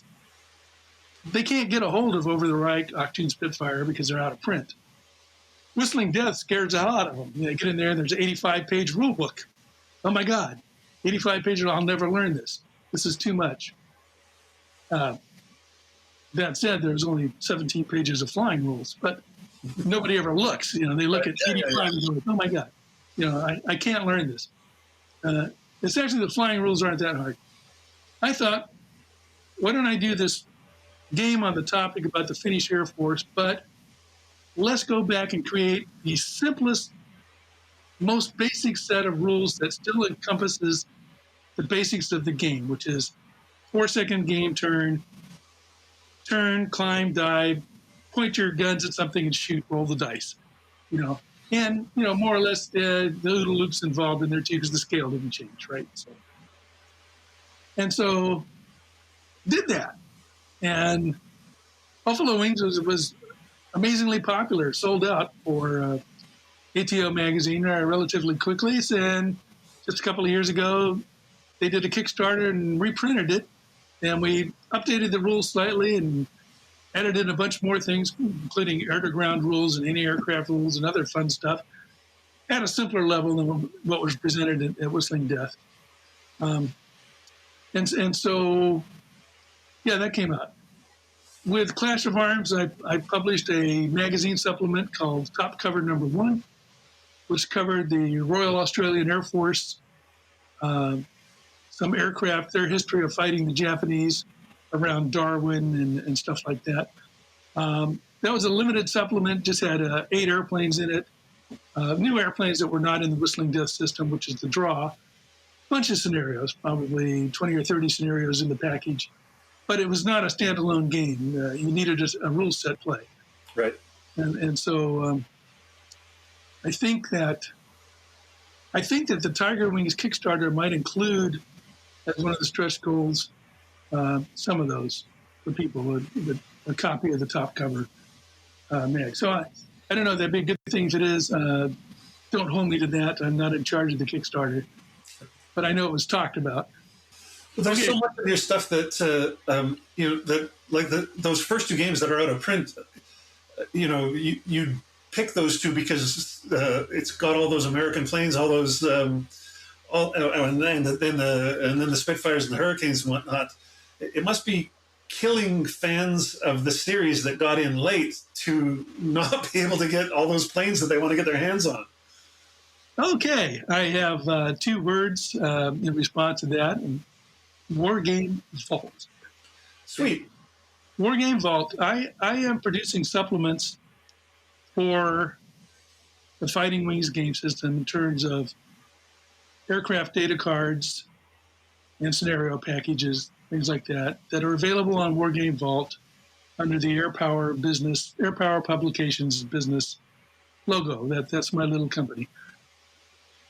Now, Fighting Wings is a 30 years old game system. When I started designing it, I had 400 books on aviation. Now I have 700 books on aviation. Every year I'm buying more books on aviation, mostly technical books. Over the years, better books about certain airplanes have come out with more detailed information, improved information about the performance capabilities of the aircraft. And so I'm taking the opportunity to update a lot of the previous data cards to new cards with better information, and also bringing everything up to what I call the third edition. And I'm publishing a lot of those data cards that were in Octu Spitfire and Over the Reich in these little packages. Okay, and so I have what's called an ADC set, a data card set. Will come with a one-page briefing on 3 data cards. It'll include 3 data cards each one. Each one will be related. And I'm expanding the models available for you to fly. So Octane Spitfire presented the 109 E3 and the 109 E4, and that was it. Yeah, I had 109F, as well. But for example, I have in the ADC set series, I have 3 sets of data cards, 9 data cards, just for the E model measures. Starting with the E1, which is armed with just machine guns, to the early E3, which brought in the cannons, to the later E3, which added, hey, let's add pilot armor and fuel armor, because that might be a good thing to have. And, why a separate data card? Well, it changed the weight of the airplane. It changed the performance. And the model that I use will actually bring that out here and there in the data card. So it won't turn quite as well, be a little bit heavier, might have a little less power available because it's heavier. The next series, of course, is the E4 and the E4N. The E4 changed cannons, and changed the firepower of the data card, and also made armor standard, so that has different weight and performance. E4N brought in a new high-altitude engine, and the E4Z adds a nitrous oxide high-altitude oxygen boost supplement to the engine, which allowed the engine to produce a lot more power up at 30,000 feet. Why did the Germans care? Because they wanted to get above the Spitfires, because above 16,000 feet or so, Spitfires are better performing. And this is some of the stuff that's modeled in detail in the data cards. But the standard Daimler-Benz supercharger had a peak critical altitude rating of about 16,400 feet. So at that point, it can no longer help the engine boost its power. So the higher the airplane goes, the power falls off with the fall off in density of the air. Whereas the Spitfire, okay, it had a supercharger that went up to about 18,000 feet, a little bit higher. That was just enough to make a difference. A little bit more power, always above, and also let it fly a little bit faster. And of course, the British cheated. They kept improving their Spitfires as they went, famously changing from 87 octane fuel in the early models to 100 octane fuel by the end of the Battle of Britain, and modifying the Merlin to run on that fuel. That's a huge boost in power, is that octane.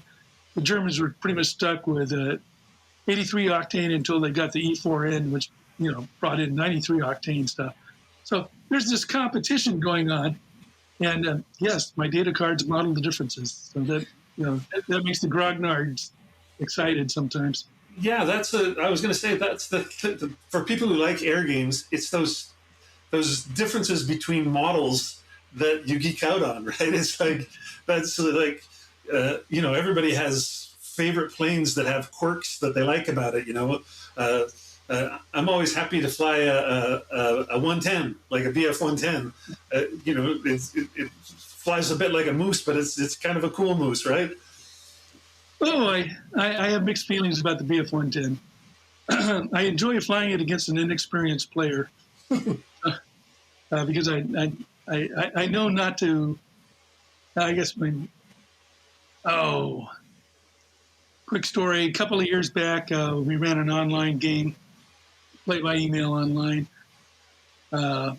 Basically, four hurricanes attacking six 110s, something like that. Six BF-110. The hurricanes have a height and something advantage, and I was leading the 110 team, and we just refused to cooperate. With the hurricanes, we didn't turn towards where they could outturn us. We just kind of went through them, and then flew off a ways, turned around and came back, and just kept pointing our big gun-filled nose at them, and had some lucky dice and blasted two of the hurricanes out of the air by turn 5 with head-on attacks, and then chased another one down as the other two tried to run away because we were by then 6 against 2. So it's partly about the tactics, but if the hurricanes had been flown a little bit better, they wouldn't have let us come in at them head on. They would have known better to stay close and pursue us. And if you want me to fly one or the other in a fight, I'm going to take the hurricane every time. Yeah, absolutely. Because at least I can turn out of the way. But realizing the 110 is faster in some situations, and so it can leave. Not against a Spitfire. That's a problem with the 110, the Battle of Britain. It faster than a Hurricane, could not outfight either the Hurricane or the Spitfire, but at least it could leave a Hurricane if it had enough of a head start, right? And the Hurricane didn't have a height to dive on it or something. Well, that's the fun thing about aviation games is you don't always, it's no fun if you always just pick the best plane. The fun is the lesser planes or two lesser planes that get matched against each other. Then you're really having some fun. I was a couple of years ago, I was invited as guest of honor to a war game convention in San Marino, Italy. And I went 4 days of gaming with a bunch of fanatical Italian airplane gamers. Great guys. The scenario was set around Stalingrad, 1942. And it was a resupply run. Junkers Ju-52s escorted by a couple of 109s and being attacked by a bunch of Russian fighters, right? I got stuck with the Junkers Ju-52s. Had 2 of them, a 30-turn game. I did not get shot down. Okay, so quite fascinating game. The BF-109 escorts were not very helpful. The Russians were aggressive. I think both of my Junkers were shot to pieces and severely damaged, but on the last turn of play, I was still in the air, so we got the victory points for them, still being in the air. But I talk about, we debriefed the game afterwards. Everybody was surprised that I even lasted 5 to 10 game turns, And I said, well, when you have a dissimilar aircraft, in this case, Junkers transport versus a fighter, who's got the advantage? I have a rear gunner who was worthless. I don't think I hit anything the whole game with those. But what I had was the ability to fly slow. And if you fly slow, you can turn tight circles. Right. And the Ju-52 is fairly lightly wing-loaded. It can stand on a wing and just pirouette around in circles. So I'm a good enough gamer that I'm playing ahead of the game turns. I could see the other guy start his diving pass on my Junkers, and rather than flee toward the exit side of the board, you can either fly off the board or stay on the board. I kept staying on the board, but I would turn back underneath them and fly underneath them and jam their dives so that, and of course I'm only 200 feet off the ground, so they can't keep diving at me. They got to pull out and set up again and again and again. And so, I kept doing that. And of course, these guys, and when there's 2 or 3 of them, somebody's going to get in a shot. But I got lucky, and then the airplane survived. I think I had one with an engine on fire that I had to feather. Do that in the game. Yeah, it was, but it was fun. It's like, okay, I'm a junkers pilot. That must have been awful. Yeah. Well, and if you can fly a Ju-52 in your game, you must be able to fly all the bombers as well, like the Heinkel 111 and stuff like that, and see how they hold up against I don't know, eight IL-2s or whatever coming at them. That would not be fair. 8 IL-2s against a Heinkel. I think. No, well, maybe the Henkel's got some escort as well. Yeah, well, interestingly that you mentioned it, but there were Soviet fighter regiments that used the IL-2s as fighters, not just as attack planes. Right. And it was actually not that bad as a fighter, because it had a big wing. And if you take all the bombs off of it, it's not too bad. It's just underpowered. But it's got good armor. It must have been when you came out with Wings of the Motherland. I think a lot of aviation game fans, they know Europe, they know the Pacific, but they're not as familiar with Russian planes. So it must have been like, for aviation junkies, it must have just been like a feast to go through the data cards on of the Russian planes. Well, I took me 17 years to complete that game. A lot of research. The most surprising thing to me was that the early books about Soviet fighter aircraft credited them with levels of maneuverability that they never really had. It was Soviet propaganda. When you actually do the modeling, the weight, the wing area, the power loading and stuff like that, and build it in there, you realize those guys were lying, but they were lying to their own pilots more than they were to the rest of the world. The Soviet leadership could not admit that the fascists built better airplanes, And even though they had, the Germans gave them Bf-109 E4 and an E3 before the war, when the Soviets were letting the Luftwaffe train in Russia. Right. In the 1930s, they, as a reward, the Germans even tried to get the Russians to, why don't you buy some of our superb Messerschmitt products here? This is in 1940, right before, the war begins against France and England. And the Russians are like, no, Soviet airplanes, they are fine. Soviet aircraft, fine. We don't need your planes.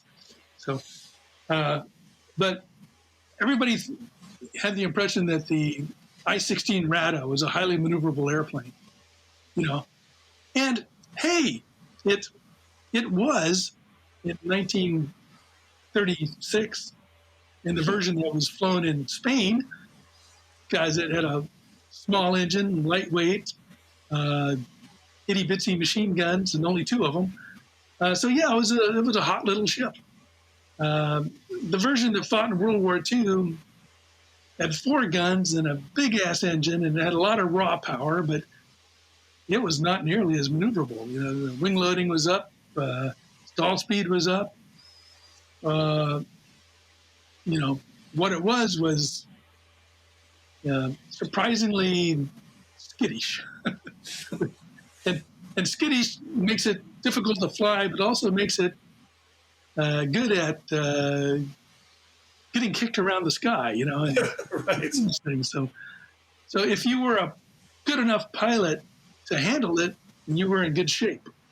And there are Russian pilots that talk about wanting to keep their I-16s in 1941 rather than transition to the new, faster, heavier Lag 3 or the Yak 1 because they were not as maneuverable.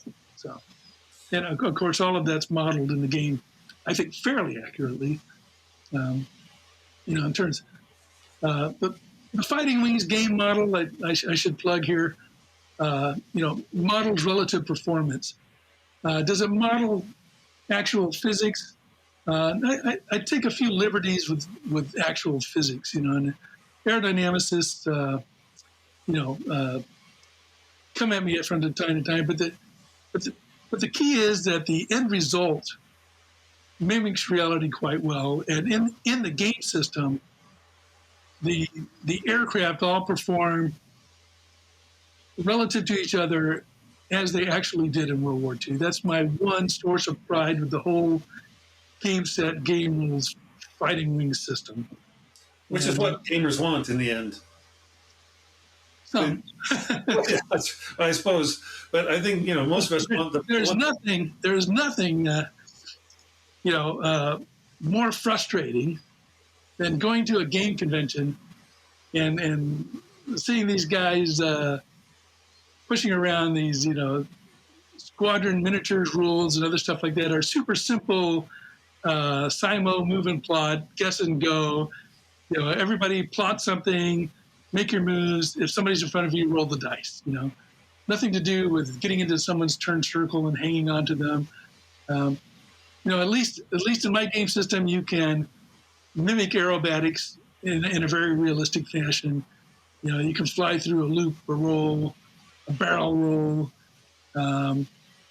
My constant plug, at least from Whistling Death and forward, is that the flight system allows you to fly actual World War II tactics for the actual reasons they worked. Not because I just artificially gave a data card a specific maneuverability rating or something just because I read in a book that it was more maneuverable than this. Quick example. Which aircraft is more maneuverable? The Wildcat or the Zero? Okay. The pat answer, most anybody who's read up on World War II, the Zero. They're way more maneuverable than the Wildcat. Okay, so not true. Not true at all. And some of the latest books, even just about the war, are saying are backing up what you're saying. They're like, oh yeah. So what happens? Got this reputation, right? So what happens is that at above 200 and something miles an hour, the Wildcat can turn as many G's as the Zero with no problem, right? Now drop down to 130 miles an hour, and the Wildcat can't do more than 2 G's without stalling its wings, but the Zero can do 3 G's because it's a lighter aircraft. So the Zero's forte in maneuverability is when it's low. Okay, and so quick history lesson. Why did that happen?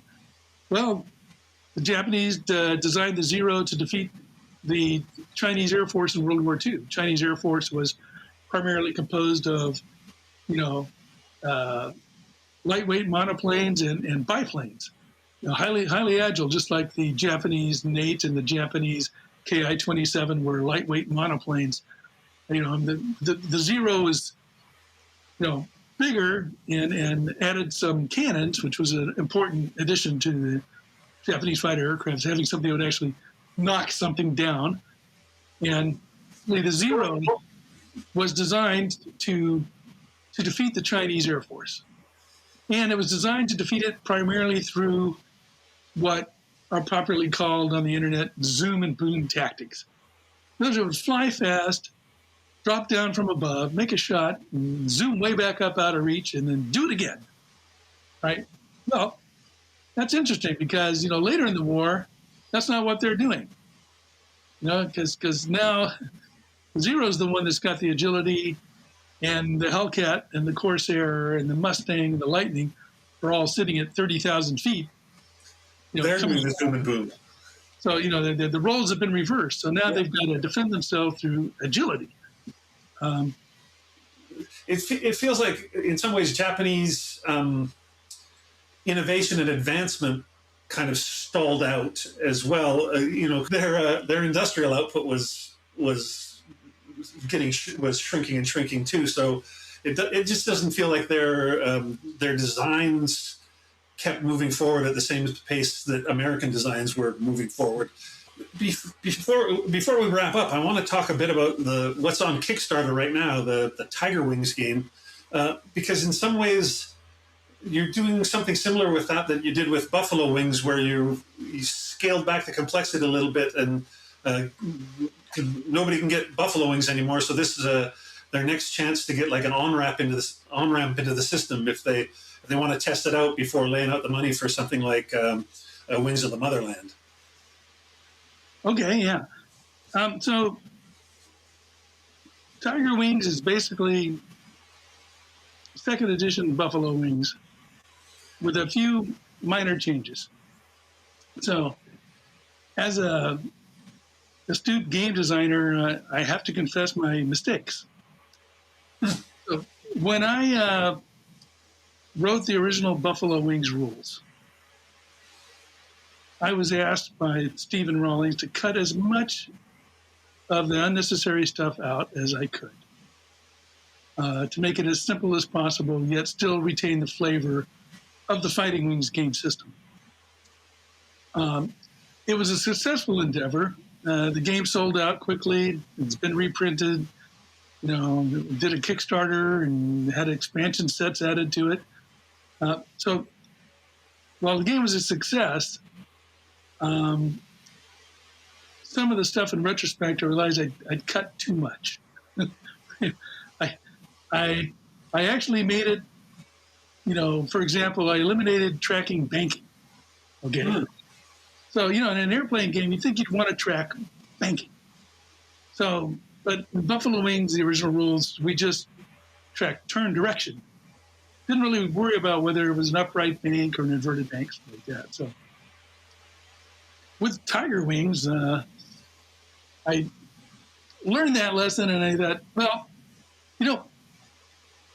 players who play airplane games think banking is important. They want to know the wings angle of bank, to know which way they can turn and stuff like that. So we brought banking back. Now, we only brought half of it back. It's either left or right. We don't worry about whether you're upright or inverted. And the model in Tiger Wings presupposes that if you're going to do a split S, that your left bank will be inverted in order to facilitate that, but we don't need to track that in play. It's just one less bank step to track, and the rules don't really need it. So, there are some simplification liberties there. With Tiger Wings, I slightly changed the vertical flight system. In Buffalo Wings, I harkened back to Over the Reich, which was just a stated pitch change. You either had a level flight or steep climb or vertical climb. I think were the three pitches in the vertical, and then ditto for diving. In between, even before Buffalo Wings, I'd come up with a set of quick start rules, which used a circle diagram in terms of where are you if you're pitching around a circle. And that actually translated into the flight attitude, the FAT system that's used in Whistling Death and Wings of the Motherland. So it actually translated into if you know the rules, the circle diagrams with the vertical pitch positions of the aircraft and what you're allowed to do at each of those pitches. So the Quick Start rules had a very simple version of that, and they were actually popular back in the day. And they faded from the scene once Whistling Death was published. And then I decided to revive those for Tiger Wings. That concept, a very simple, pitch circle where you pick a pitch attitude and you fly within the restrictions of the attitude that's given. And so that'll be a change from Buffalo Wings. But other than that, Tiger Wings is essentially just the second edition Buffalo Wings that was published a few years back. And Tiger Wings includes already all the air-to-ground stuff, and the anti-aircraft stuff. So you have a complete set of a complete game, essentially. The only thing missing is the anti-shipping stuff, because we're not going to focus on ships. So if somebody buys Tiger Wings, theoretically, they could learn Tiger Wings, decide that they like it, and then go, well, I'm going to go to War Game Vault, and I'm going to get myself some Spits and some Hurricanes and some BF-109s, and I'll know how to fly them using the Tiger Wing rules. Okay, here's the beauty of J.D. Webster as an air combat game designer. Every data card in the Fighting Wing system can be used with every rule set in the Fighting Wing systems. What are the rule sets? Again, we have the original Over-the-Reich Octoon Spitfire version of the rules. Okay, we have the Whistling Death version that introduced a new vertical flight system. We have the Buffalo Wings that had the simplified, going back to Over-the-Reich kind of style rules. In between, there was a thing called the Quick Start rules, which was sort of a hybrid between Over-the-Reich and Whistling Death. The reason they faded was because they didn't translate directly from one to the other. In other words, it was almost like a separate system. And so they got confusing. So now you had the original Fighting Wings Over-the-Reich Octoon Spitfire rules, which I would tell everybody to just shred in the shredder and burn in the garbage can, please. Even the Whistling Death rules, I would trade in for the Wings of the Motherland 3rd Edition rules. Because the Wings of the Motherland 3rd Edition rules put in all the errata that came after Whistling Death and cleaned up a few things. I think they're better rules, okay, and more understandable. Buffalo Wings, of course, was intended as a simplified introductory level version of the game. Most of the grognard players bought Buffalo Wings, threw away the Buffalo Wings rules, and just played them with the regular rules, right? Right. Because the data cards are compatible with every system. Now, the difference is, in Tiger Wings and in Buffalo Wings, you don't use all of the data that's available on the data card. You just use basic parts of the data card. You don't need everything that's on a data card to fly the airplane within the simplified rules.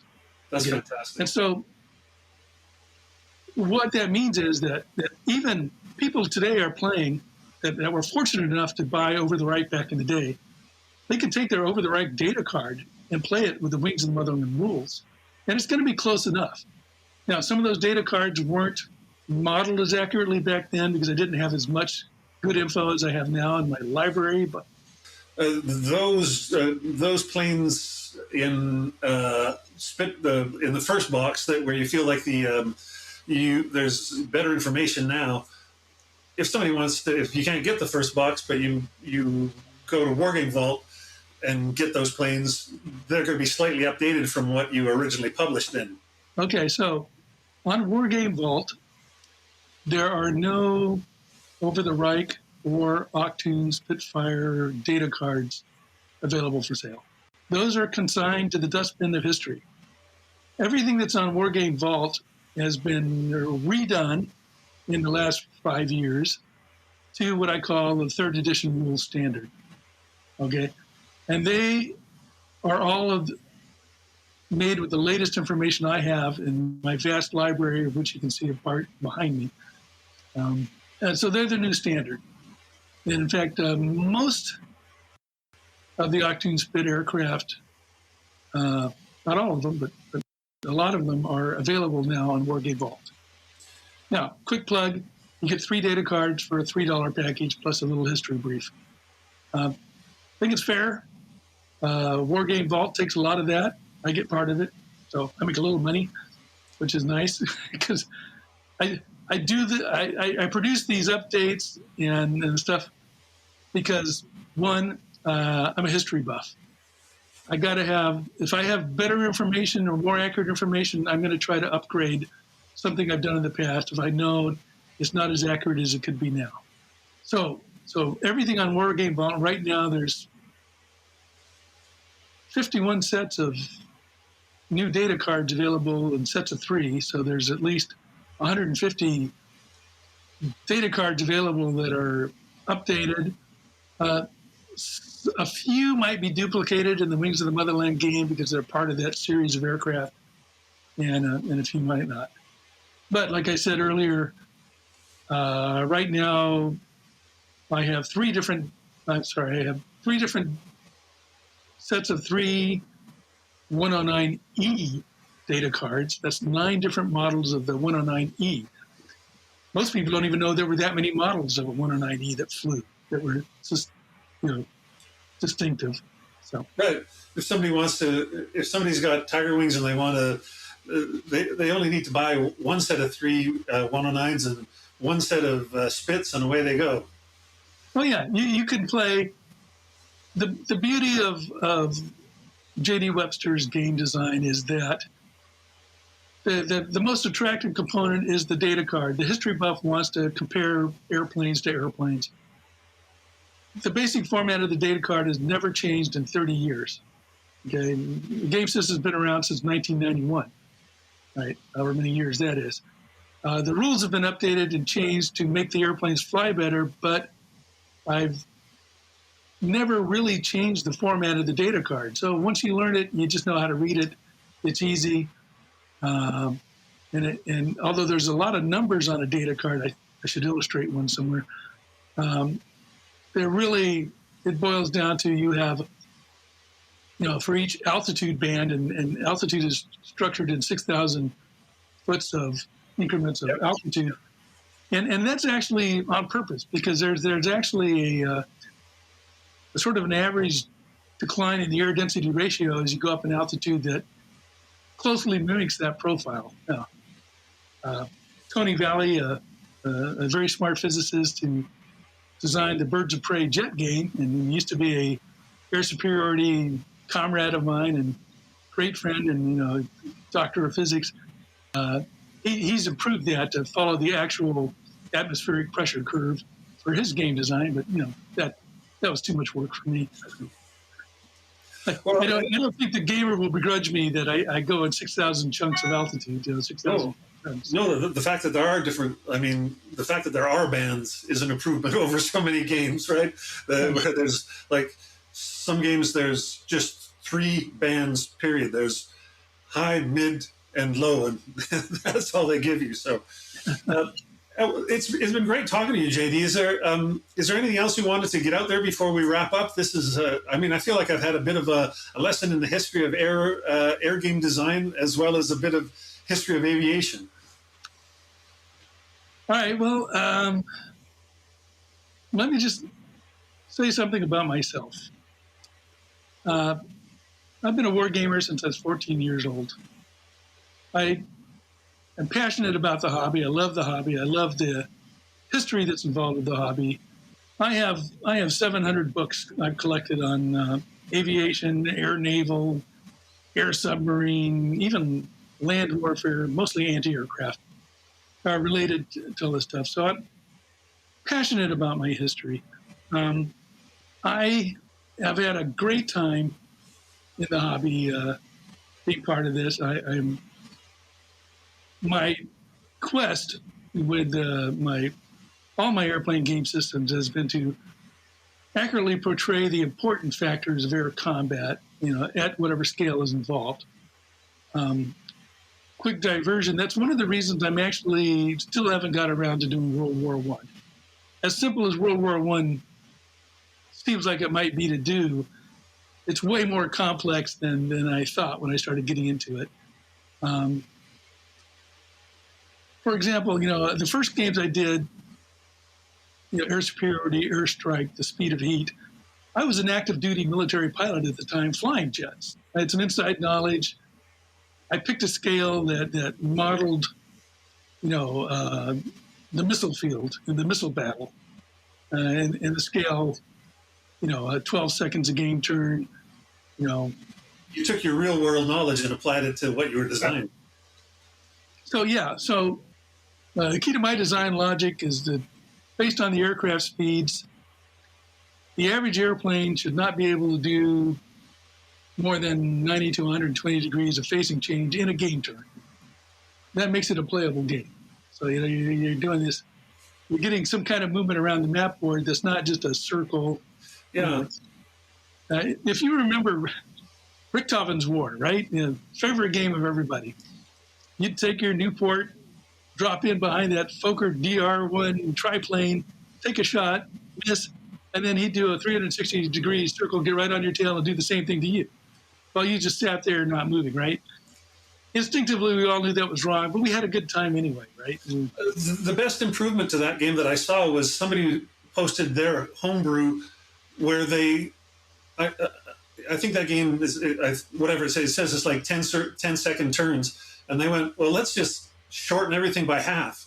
So you don't have time to get on the other guy's tail in one. So I can't get on your tail and you on mine. Like it blew that apart. And I thought that was like, yeah, you're going in the right direction. This is what we want to do. Right. Well, luckily I know my target audience, right? My target audience is a general World War II enthusiast. We're talking fighting wings. Is going to have, most World War II enthusiasts have a love of World War II air combat at some level. And I guess I wanted to model the dogfight on that situational awareness, OODA loop decision cycle.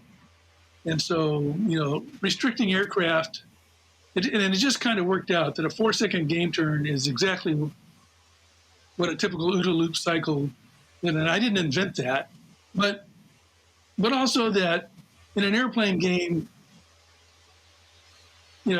turning more than 90 degrees in a game turn starts to break down the fidelity of the game. And so depending on your speed in my game, the scale also works out that 60 to 120 degrees of turning, depending on the agility of the fighter, is typical. And that actually works out to be quite fun because the other guy can make it hard for you, but he can't just circle around onto your tail and take a shot like in Richthofen's War, right? Right. And stuff like that. Keeping it within that OODA loop decision cycle, and then it allowed me to do a couple of neat things, which was create an initiative system based on random dice, which probably the one side note, the biggest complaint gamers have is they don't like a random initiative system. And they go, I'm behind you to some degree. I shouldn't have to, randomly roll for my order of movement. And well, we do have a tailing rule, so that addresses that.